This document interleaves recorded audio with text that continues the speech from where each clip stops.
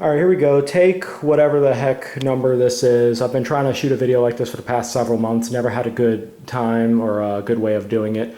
And oh my God, this took a very long time to unpack and it's going to take a long time to repack. So this is like the last time I'm doing this.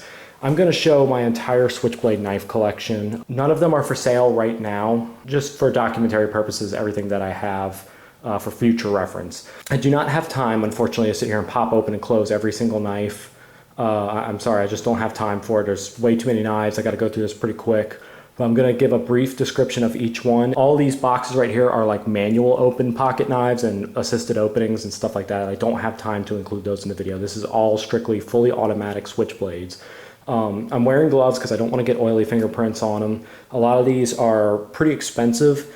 Some of them are just Chinese replicas and stuff like that. So I'm going to go over each one. Let's start with some of the novelty, cheaper stuff. Like here, I got a little double action. It's supposed to be like a Joker out the front, similar to the movie that Joker had in Batman Begins with the red blade on it.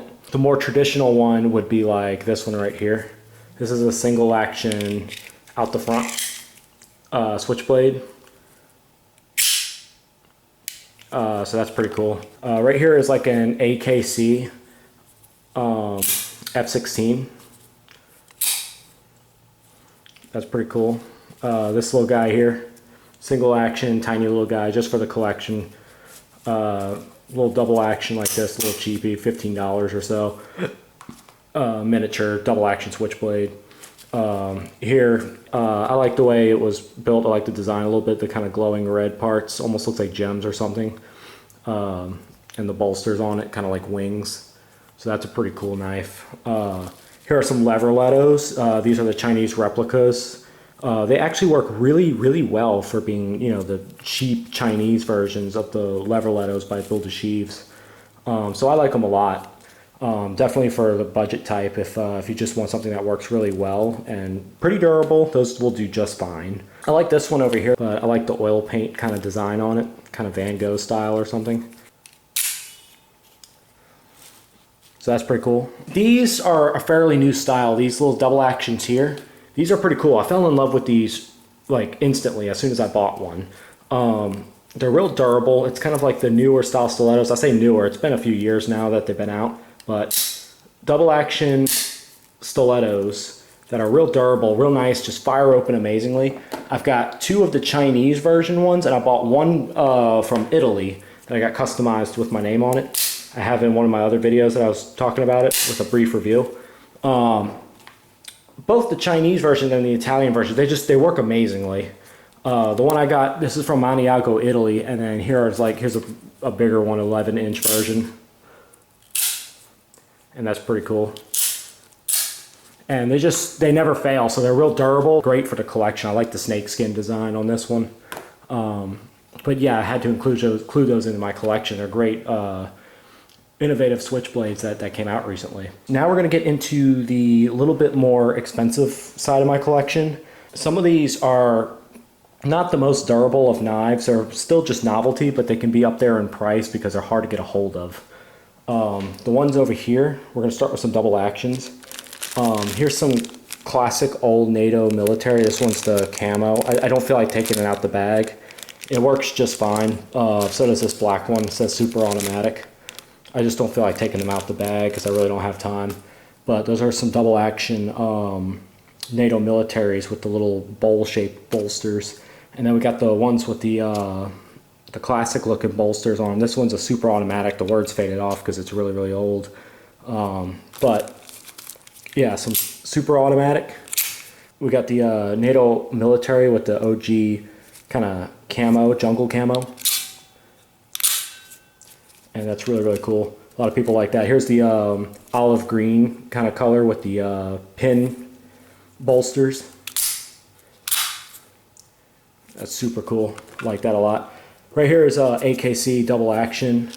I haven't bought too many AKCs, so I figured I would just buy this to add to the collection to have a little bit more AKC in the collection. This one I like a whole lot. This is one of my favorites that I have in my collection. This is real abalone scales. This is a AGA Cambolin, Maniago, Italy, swing guard switchblade. They're very similar to the Frank Beltram ones that he makes, and they're really, really well. I like how they open up. Over here I have, interesting enough, I got a AKC right here. This is a real AKC Italy Switchblade. I ordered it in black a long time ago, but it looks black, but it has like this green iridescent tint to it. So I don't really know what the scales are. If anybody would know anything about that, they can let me know. But I've always wondered why it has that kind of green tint. I don't know if it's some kind of rock or what the scales are, but yeah, it came in black, but it's like a smooth tile or a rock or a tint of green glow of some kind. And then right here is the what I've noticed started to turn around recently, the AKC Italy replica of a swing guard. This one's actually from China. You could tell with the leaf spring being thinner on these than the real AKCs. Also the blade's a little bit different. But despite these being Chinese counterfeits, they actually fire open. This one does anyway. This is the only one I ordered, but it fires open really well, and it seems really nice. Has a really good snap to it, and never failed anything. The lock works really well. Button works really well. It closes up real nice. There's zero blade play whatsoever. Has a little bit of swing guard play to it, but that's about it. Really great for the price. They sell them pretty cheap online if you can find the right website. Right in the middle right here, I skipped this guy. This is the Rizzuto clone Switchblade, and I'm not sure the exact inches. I want to say it's 11, but it's a little bit bigger than your typical 9-inch. So that's pretty cool. Little Rizzuto clone there. It's on my to-do list to get a real Rizzuto someday, but they're pretty expensive. They range to about 250 or so, give or take. So I'm waiting to get a hold of one of those. Over here I have what I suspect to be a Taiwan Italian style stiletto with the black marble. I suspect it Taiwan because just like this one here, this is my very first Switchblade I've ever had. It's the exact same scales with that black marble, and you can't see them too much anywhere anymore. I don't see this exact type of marble anywhere anymore, but that's one of your Taiwan made stilettos, and I have one just like it. It just says stiletto on the blade. That's the only difference. And then next to it is this is a real Italian stiletto made in Italy with the wood handle, and that's its kind of real Italian style of the replicas, the Chinese ones, kind of like this one here too. This is a like a China version of those with the crisp blade. Usually you could tell the handle's a little bit bigger in comparison to the button than the real Italian stilettos, typically. This one's pretty cool. This is a fairly cheap one, but I like the design. I like the gold handle and how it's kind of medieval style. As a fully automatic switchblade, it's kind of a design of a dagger, medieval style. I like that a whole lot. So we went over the double actions. That just leaves the shell pullers and the lever locks. I like these a whole lot. These are really cool. This is these went up in price in the past 10 years like crazy. This is a AGA Cambolin, Maniago, Italy. Shell puller stiletto. They had these limited time special edition with the year 2013 when they came out, printed on the blade. I'm not sure if that's going to show up or focus. It focuses really nice when it does, but it's just getting it to focus that's hard. Anyway, it says 2013 on the blade, Maniago, Italy, AGA Cambolin, and this is in buffalo horn handle. Like I said, these went up in price like crazy, and that's really cool. I bought it a long time ago just to add to the collection for fun. And now you can't really get a hold of them anymore. They're pretty tough. Right next to it, we have another shell puller. This one's from Germany.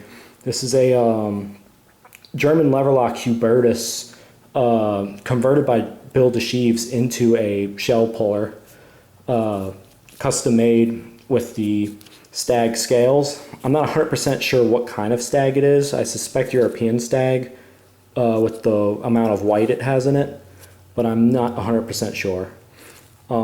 This knife is very expensive. They've gone up in demand in the past several years because of the movie The Outsiders. Was featured one of these type of models or similar to it with the German leverlock shell puller styles. They're very hard to get a hold of now, and they're very expensive to begin with, bringing them up in price even more. So That's one of my favorite ones in my collection that I have. Here I have its Italian cousin, the Italian shell puller lever lock. This one's in honey horn. Now typically honey horn has a little bit more color to it, but this is kind of like a dark honey horn. I bought this a very long time ago to replace one that got taken away from me. So I like that one a whole lot. Those have gone up in price too. They're very hard to get a hold of. And here's another little Italian beauty. This one's without bolsters. This is a little GOM Inox Italian lever lock, and I suspect also to be European stag, but I'm not sure what kind of stag that is. I just know it's a stag, so that's pretty cool. I don't really have time to go over my butterfly knives, but I have 3, 4, 5, 6 butterfly knives of different kinds, and a bunch of manual pull opens and stuff like that. But that is essentially my Switchblade collection in a nutshell, and still working on it. I'm looking to get a hold of, like I said, a real Rizzuto of one of these, a real one.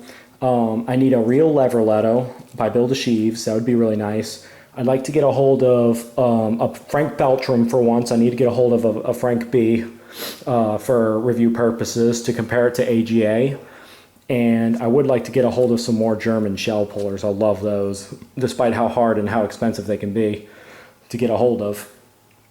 So anyways, feel free to comment or, you know, whatever you want. Like I said, none are for sale right now, but just figured I'd show them to you and you could check them out a little bit.